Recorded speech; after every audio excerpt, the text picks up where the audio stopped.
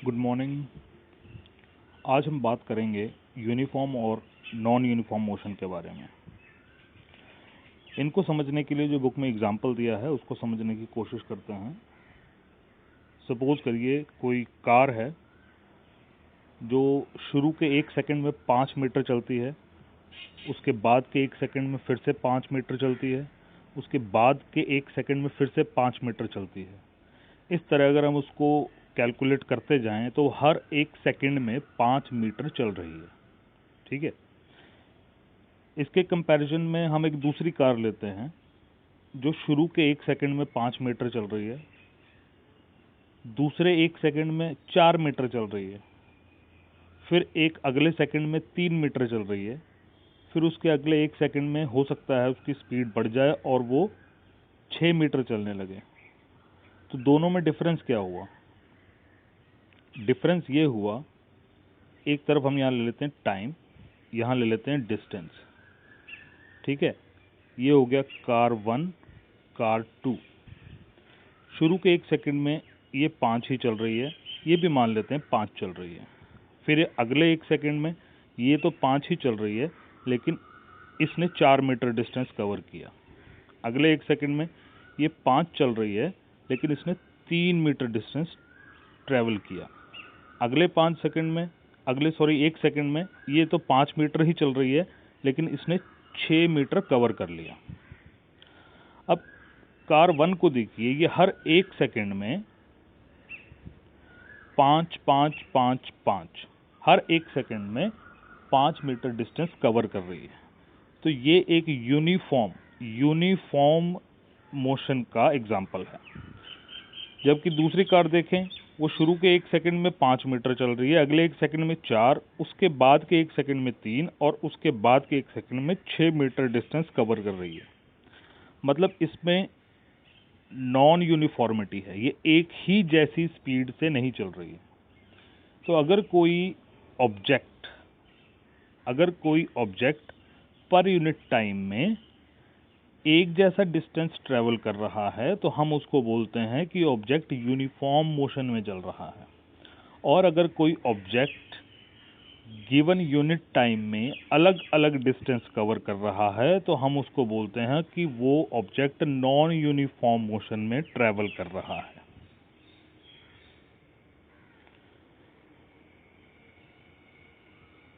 ठीक है।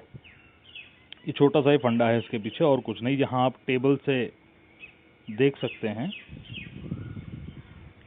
एक तरफ टाइम, एक तरफ डिस्टेंस, एक तरफ distance travelled by object be in metre.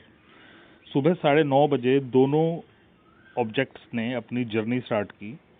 9:30 बजे जो ऑब्जेक्ट ए है वो 10 मीटर है और जो ऑब्जेक्ट बी है उसने 12 मीटर से अपनी जर्नी स्टार्ट की, मान लीजिए। 9:45 यानी 15 मिनट के बाद distance travelled by object A object ने 20 मीटर रास्ता कवर कर लिया, जबकि ऑब्जेक्ट बी ने 19, यानी इसमें तो 10 का गैप है, इसमें 7 का गैप आ रहा है।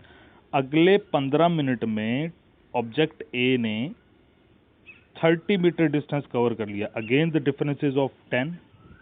यहां पर 19 से वो 23 पे आया, डिफरेंस हो गया 4। इस तरह से अगर आप आगे कैलकुलेट करते जाएं, हर 15 मिनट में, इन एवरी 15 मिनट्स, जो ऑब्जेक्ट ए है वो सेम डिस्टेंस कवर कर रहा है, लेकिन जो ऑब्जेक्ट बी है वो सेम डिस्टेंस कवर कर रहा है कि नहीं कर रहा? नहीं कर रहा है। तो जो ऑब्जेक्ट ए है वो यूनिफॉर्म मोशन में है और जो ऑब्जेक्ट बी है वो नॉन यूनिफॉर्म मोशन में है। नेक्स्ट जो चीज है वो है measuring the rate of motion. Rate of motion को मेजर कैसे करें? अगर if the object is moving in uniform motion, अगर वो यूनिफॉर्म मोशन में है तो उसकी स्पीड कैलकुलेट करने का सिंपल सा फॉर्मूला यही है, speed is equal to distance upon per unit time. लेकिन मैक्सिमम ऑब्जेक्ट्स जो हम अपने आसपास देखते हैं वो नॉन यूनिफॉर्म मोशन में ट्रैवल करते हैं। तो जब नॉन यूनिफॉर्म मोशन में ट्रैवल करते हैं तो वो अलग अलग टाइम पर अलग अलग अमाउंट में डिस्टेंस को कवर करते हैं। ऐसे केस में देखिए, अगर हम हाईवे की बात करें तो जब हम हाईवे पे देखते हैं गाड़ियां सारी की सारी नॉन यूनिफॉर्म स्पीड से चल रही हैं। कोई आगे चल रही है, कोई पीछे चल रही है, कोई उसके पीछे चल रही है, कोई आगे वाले से भी आगे और तेज चल रही है। तो हाईवे पर जो जितनी भी गाड़ियां होती हैं वो सारी की सारी नॉन यूनिफॉर्म स्पीड में चल रही होती हैं। हाईवे में अलग अलग सेक्शंस भी बने होते हैं, जो धीरे चल रहा है वो इधर, जो बाइसिकल पे चल रहा है उसके लिए अलग स्पेस होती है। तो ये एक बहुत बढ़िया एग्जांपल है कि हाईवे पर अलग अलग व्हीकल्स जो हैं वो अलग अलग स्पीड पर रन कर रही होती हैं। ठीक है, हो सकता है कि वहां पर कोई दो गाड़ियां एक जैसी स्पीड पर चल रही हों लेकिन वो अलग अलग पोजीशन पे होंगी। ठीक है, तो ऐसे केसेस में जहां पर डिस्टेंस पर यूनिट टाइम में अलग अलग होता है, ऐसे केसेस में जो स्पीड है उसको कैलकुलेट करने के लिए हम एक अलग चीज का इस्तेमाल करते हैं, वो है एवरेज स्पीड। इस एवरेज स्पीड में जितना भी पॉइंट ए से पॉइंट बी तक, अगर मान लीजिए अलग अलग डिस्टेंस उसने कवर किया है, शुरू में 5 मीटर, बाद में 3, फिर 4, फिर 6, तो ये हम टोटल डिस्टेंस कवर करेंगे। ठीक है, टोटल डिस्टेंस काउंट करेंगे। अब हम इन सबका टोटल कर लें तो 5, 3, 8, 8 और 4, 12, 12 और 6, 20 आ गया। टोटल डिस्टेंस कितना आ गया? 20। अब ये हर एक सेकंड में, 1 सेकंड यहाँ, 1 सेकंड यहाँ, 1 सेकंड यहाँ, 1 सेकंड यहाँ, टोटल मिलाकर हो गए 4। तो अगर हम इसको एवरेज स्पीड निकालें तो हम टोटल डिस्टेंस को डिवाइड कर देंगे टोटल टाइम टेकन। टाइम कितना लिया? 4 सेकंड। आंसर आ गया 5। तो इस व्हीकल की एवरेज स्पीड कितनी निकली? 5 मीटर पर सेकंड। 5 मीटर पर सेकंड। डिस्टेंस हम मीटर में ले रहे हैं और टाइम हम सेकंड में ले रहे हैं। यहां पर इसी एवरेज स्पीड का मैथमेटिकल एक्सप्रेशन है v। v डिनोट कर रहा है एवरेज स्पीड को। अब साइंस में जो डिस्टेंस है, फिजिक्स में जो डिस्टेंस है, that is denoted by s and time is denoted by small t। ठीक है, अब इस मोशन में आगे जब भी हम डिस्टेंस या डिस्प्लेसमेंट की बात करेंगे तो we will discuss about s। s से आप मतलब समझ जाइएगा कि यहां पर डिस्टेंस या डिस्प्लेसमेंट की बात हो रही है। ओके,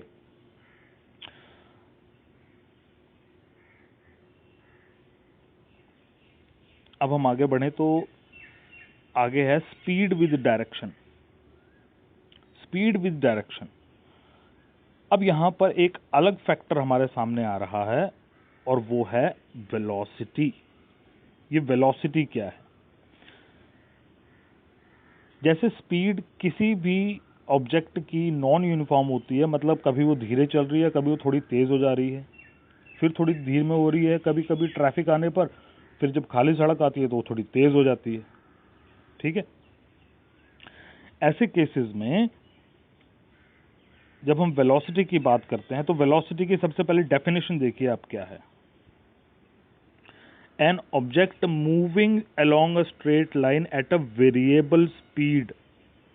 ठीक है, at a variable speed. Variable अलग अलग स्पीड के साथ अगर कोई ऑब्जेक्ट स्ट्रेट लाइन में मूव कर रही है तो उसको हम, वो तो तब तो बोलेंगे कि स्पीड यूनिफॉर्म मोशन में चल रही है। ठीक है, लेकिन अगर स्पीड किसी ऑब्जेक्ट की यूनिफॉर्म रेट से चेंज हो रही है तब हम उसकी स्पीड को हम एवरेज स्पीड से कैलकुलेट करते थे। ठीक है, अभी हमने पीछे देखा कि अगर कोई व्हीकल अलग अलग स्पीड से चल रहा है तो उसकी स्पीड कैलकुलेट करने के लिए हम एवरेज स्पीड का यूज कर रहे हैं। उसी तरह अगर अलग अलग टाइम पर वेलोसिटी का हम जिक्र करें तो हम उसके लिए एवरेज वेलोसिटी काउंट करेंगे या उसको एवरेज वेलोसिटी के रूप में कैलकुलेट करेंगे। अब यहाँ पर वेलोसिटी की डेफिनेशन देखते हैं।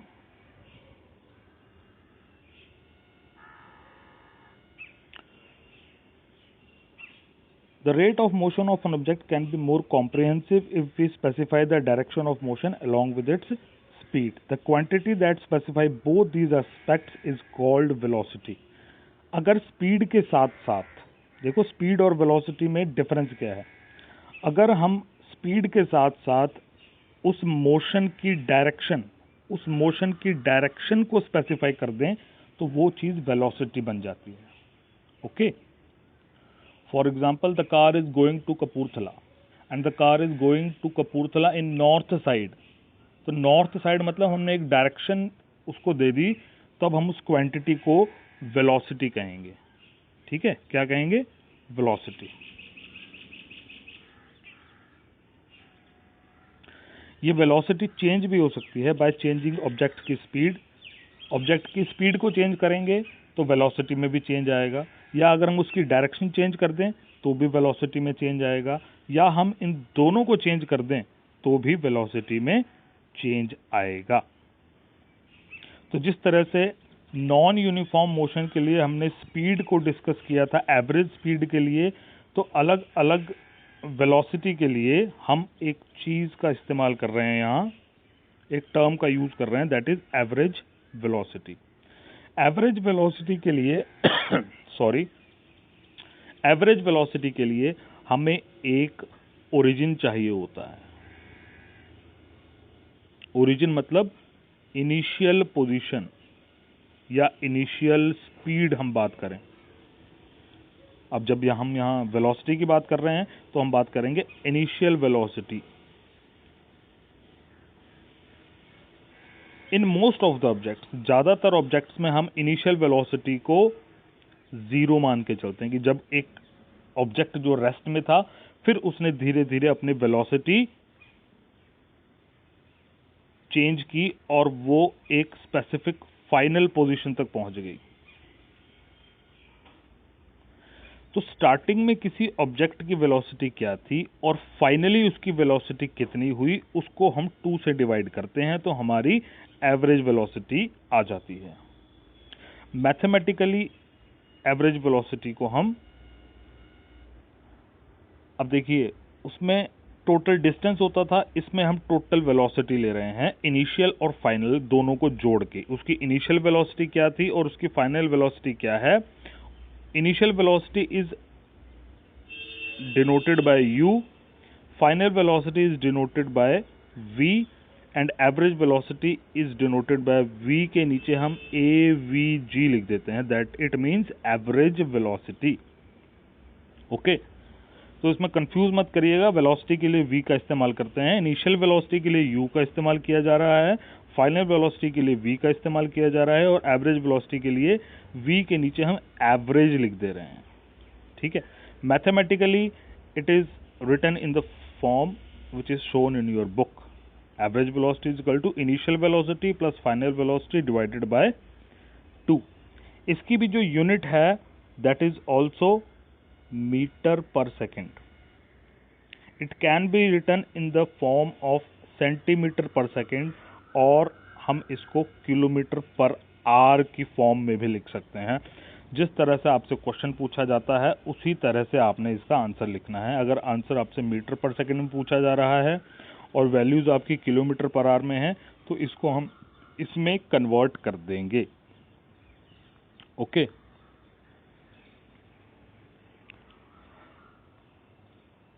आज के लिए इतना ही है, नेक्स्ट टॉपिक हम कल करेंगे।